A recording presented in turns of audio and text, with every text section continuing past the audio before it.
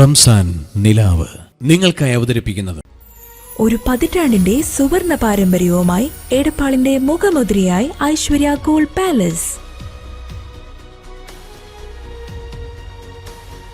916 BIS hallmark HUID സ്വർണ്ണാഭരണങ്ങൾ. ഏറ്റവും പുതിയ മോഡലുകളിലുള്ള ലൈറ്റ് വെയ്റ്റ് ആഭരണങ്ങളുടെ ഏറ്റവും മികച്ച കളക്ഷനുകൾ.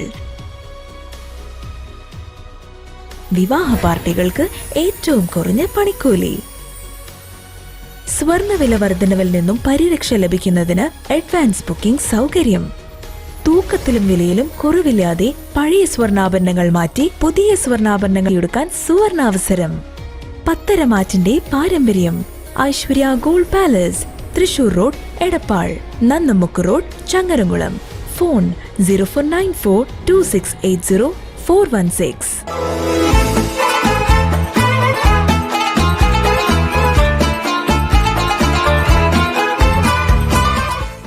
അസ്സലാമു അലൈക്കും വറഹ്മത്തുള്ളാഹി വബറകാതുഹു. ബിസ്മില്ലാഹിർ റഹ്മാനിർ റഹീം. അൽഹംദുലില്ലാഹ് വസ്സലാത്തു വസ്സലാമു അലാ അഷ്റഫിൽ മുർസലീൻ വഅലാ ആലിഹി വഅസ്ഹാബിഹി അൽ ഫായിസീൻ. അനുഗ്രഹീതമായ നമ്മുടെ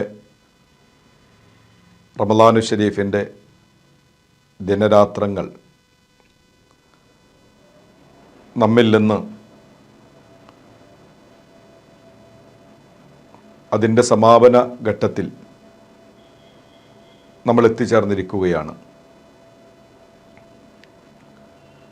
വളരെ വേദനയോട് കൂടെ മനസ്സിൽ നിറയുന്ന വല്ലാത്ത ഒരു വിരഹത്തിൻ്റെ നൊമ്പരവുമായിട്ടാണ് ഓരോ വിശ്വാസികൾക്കും ഈ ഒരു അനുഗ്രഹീത മാസത്തിന് പരിശുദ്ധിയുടെ ദിനരാത്രങ്ങൾക്ക് മനുഷ്യ ഹൃദയങ്ങളെ പരിവർത്തനമാക്കാൻ സൃഷ്ടാവ് നൽകിയ ഈ വിശുദ്ധമായ രാപ്പകലുകൾക്ക് വിട പറയാൻ കഴിയും. യഥാർത്ഥത്തിൽ ഒരു വിശ്വാസിയുടെ ഏറ്റവും വലിയ വേദനയാണ് റമളാനിൻ്റെ യാത്രമൊഴി എന്നത് നമ്മളൊക്കെ മനസ്സിലാക്കിയ ഒരു വസ്തുതയാണ്. ഈ കഴിഞ്ഞ വെള്ളിയാഴ്ച മസ്ജിദുകളിൽ അസ്സലാമു അലൈക യാ ഷഹ്റ റമളാൻ എന്നുള്ള സലാമിൻ്റെ വാക്യം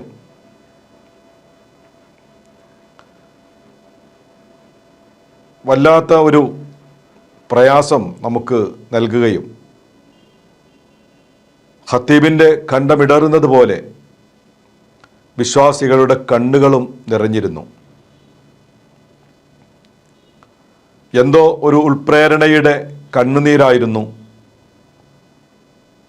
ഓരോ ആളുകൾക്കും ഉണ്ടായിരുന്നത്. പരിശുദ്ധ പ്രവാചകൻ തിരുനബി സ്വല്ലല്ലാഹു അലൈഹി വസല്ലമ തങ്ങൾ ഈ ഒരു വേദനയെ സംബന്ധിച്ച് പറഞ്ഞത് നമുക്ക് കാണാൻ കഴിയും. ആകാശവും ഭൂമിയും കരയുന്നു, സകല ചരാചരങ്ങളും കരയുന്നു.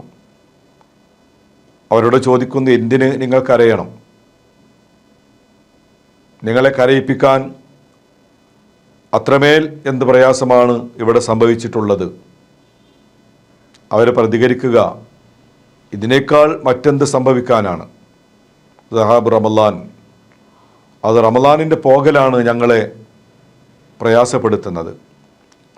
റമളാൻ വിടവാങ്ങലാണ് ഞങ്ങളെ സങ്കടപ്പെടുത്തുന്നത്.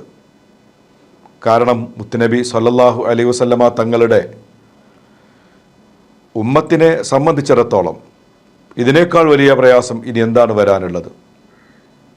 ഈ ദിനങ്ങളൊക്കെ പ്രാർത്ഥനകൾക്ക് ഉത്തരം ലഭ്യമാകുന്ന ദിവസങ്ങളായിരുന്നു. പിശാചുക്കളെ ബന്ദ് ചെയ്യപ്പെട്ട ദിവസങ്ങളായിരുന്നു. സ്വർഗത്തിൻ്റെ കവാടങ്ങൾ മലർക്കെ തുറക്കപ്പെടുകയും നരകത്തിനെ കൊട്ടിയടക്കപ്പെടുകയും ചെയ്ത വല്ലാത്ത സമയങ്ങളായിരുന്നു നാളിതുവരെ. എന്നാൽ വീണ്ടും ആ ഒരു സാഹചര്യത്തിൽ നിന്ന് മറ്റൊരു സാഹചര്യത്തിലേക്ക് പോകുമ്പോൾ വിശ്വാസികൾക്ക് വല്ലാത്ത നഷ്ടമാണ് എന്ന് പറഞ്ഞുകൊണ്ടാണ് ഈ ജീവജാലങ്ങളെല്ലാം, ആകാശഭൂമി ഉൾപ്പെടെയുള്ള വസ്തുക്കളെല്ലാം കരയുന്നത് എന്ന് പ്രവാചകൻ സല്ലല്ലാഹു അലൈഹി വസല്ലമ തങ്ങൾ നമ്മെ പഠിപ്പിച്ചതായി കാണാൻ കഴിയും. നമ്മൾ എന്ത് നേടി എന്നാണ് ഈ ഒരു സമയത്ത് നമ്മൾ ആത്മവിചിന്തനം ചെയ്യേണ്ടത്. റമളാൻ എന്ത് നേട്ടങ്ങൾ ഉണ്ടാക്കി? പട്ടിണി കിടന്നു നമ്മൾ. റമളാനിൻ്റെ പകലുകൾ നമ്മളൊക്കെ പട്ടിണി കിടന്നവരാണ്. സുബഹിയുടെ പ്രഭാതത്തിൻ്റെ ബാങ്കൊലി, ആ സമയം മുതലേ അന്നപാനീയങ്ങൾ നമ്മൾ വർജിച്ചവരായിരുന്നു. വിചാരങ്ങൾ നമ്മൾ മാറ്റിവെച്ചവരായിരുന്നു. മഗ്‌രിബിൻ്റെ ബാങ്ക് മുഴങ്ങുന്ന ആ ഒരു സമയം വരേക്കും എല്ലാം സ്വയാർപ്പണ ബോധത്തോടെ സട്ടാവിൽ അർപ്പിച്ചുകൊണ്ട് ഒന്നിൻ്റെ പിറകിലും പോകാൻ കഴിയാത്ത വിധം കൃത്യമായി ദൈവികമായ ആ ഒരു ചിന്തയോടെ ജീവിതം മുന്നോട്ട് കൊണ്ടുപോയവരായിരുന്നു നമ്മളെല്ലാവരും.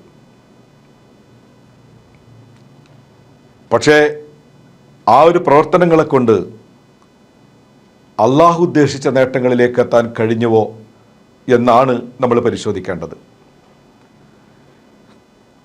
പാവപ്പെട്ടവൻ്റെ പട്ടിണി അറിയാൻ നമുക്ക് കഴിഞ്ഞിരുന്നോ? ഒരു നേരത്തെ ഭക്ഷണത്തിനെങ്കിലും സഹായിക്കാനുള്ള മനോഭാവം നമുക്ക് വന്നിരുന്നു. യഥാർത്ഥത്തിൽ ആ ഒരു മാറ്റത്തിലേക്കായിരുന്നു റമളാൻ അള്ളാഹു നമുക്ക് അതിനു വേണ്ടിയായിരുന്നു നിശ്ചയിച്ചിരുന്നത്. അതുകൊണ്ടാണ് ആ പാകപ്പെട്ട മനസ്സുകളിൽ നിന്ന് ഫിത്ർ സക്കാത്ത് എന്ന വലിയ ഒരു ദൗത്യത്തിലേക്ക് പരിശുദ്ധ ഇസ്ലാം നമ്മളെത്തിക്കുന്നത്.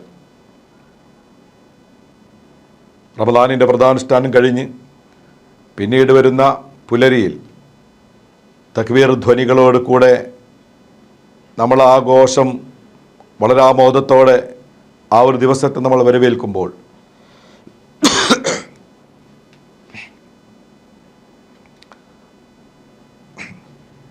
നമുക്ക് ചെയ്യാൻ നിർദ്ദേശിക്കപ്പെട്ടത് സട്ടാവായ അള്ളാഹുവിൻ്റെ കൽപ്പന വന്നത് ഫിത്ർ സക്കാത്തായിരുന്നു.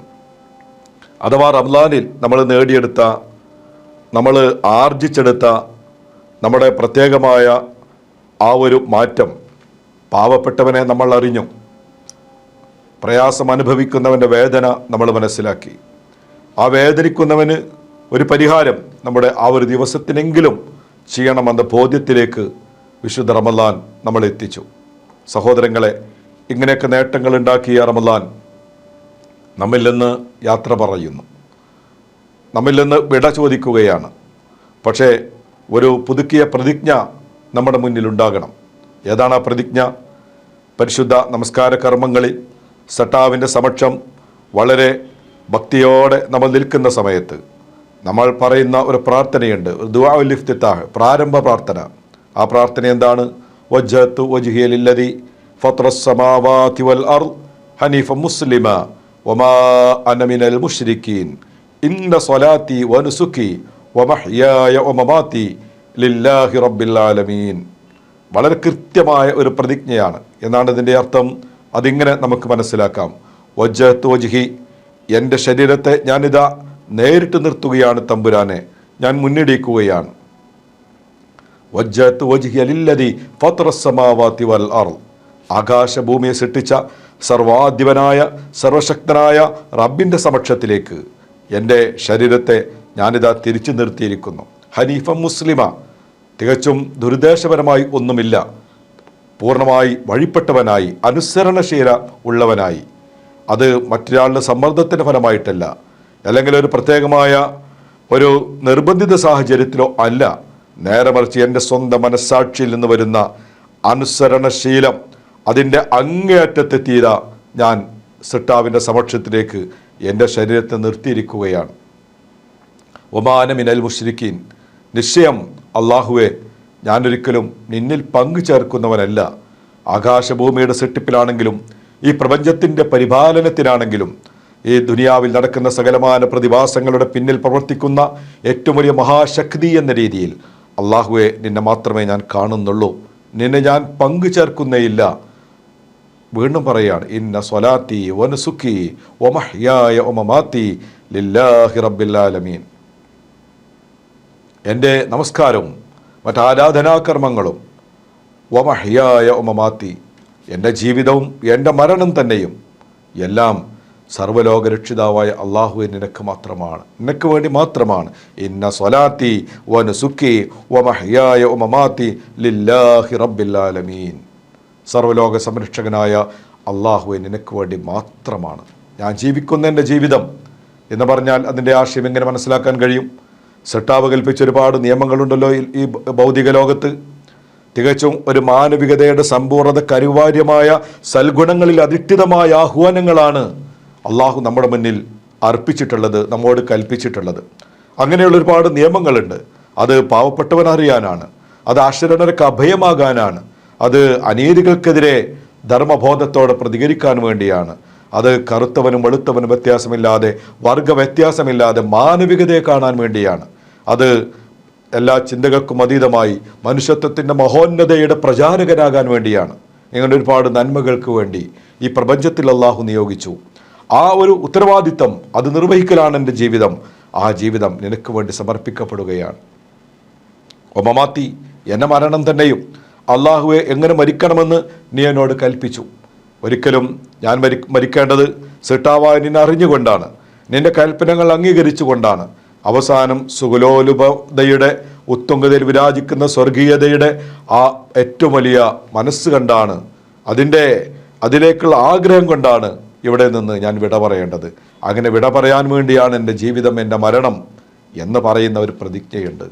ആ പ്രതിജ്ഞയ്ക്ക് മാറ്റുകൂട്ടുക, അതാണ് റമളാനിൻ്റെ സമാപന ഘട്ടത്തിൽ നമ്മുടെ മുന്നിലുള്ളത്. നമുക്കതിന് മാറ്റുകൂട്ടാൻ കഴിയണം. എവിടെ നോക്കിയാലും വികൃതമായ സാഹചര്യങ്ങൾ, ഇരുളിൻ്റെ ശക്തികൾ, ഇരുളിൻ്റെ കൂട്ടാളികൾ, അവരാണ് ഈ പ്രപഞ്ചത്തിൻ്റെ ഇന്നിൻ്റെ ഏറ്റവും വലിയ മഹാശക്തികളായി വളർന്നുകൊണ്ടിരിക്കുന്നത്. ധർമ്മബോധമുള്ള വെളിച്ചത്തിൻ്റെ കൂട്ടുകാർ പാടെ അസ്തമിക്കുകയോ അല്ലെങ്കിൽ താൽക്കാലികമെങ്കിലും മാളങ്ങളിൽ ഒളിക്കുകയോ ചെയ്യേണ്ടി വരുന്ന അത്യന്തം അപകടം പിടിച്ചൊരു ഘട്ടം ഇവിടെ സംജാതമാകുമ്പോൾ ഇവിടെ നമ്മൾ എന്ത് വേണം? ഈ റമളാനിൽ പ്രചോദനം ഉൾക്കൊണ്ട് എല്ലാ നന്മകളുടെയും പ്രചാരകനാവുക. ഇനിയുള്ള സമയങ്ങൾ അതിനു വേണ്ടിയാണ്. രോഗികൾ നമ്മുടെ മുന്നിൽ, അവരുടെ പരിചാരണ രംഗത്ത് നമ്മൾ ഉണ്ടാകണം.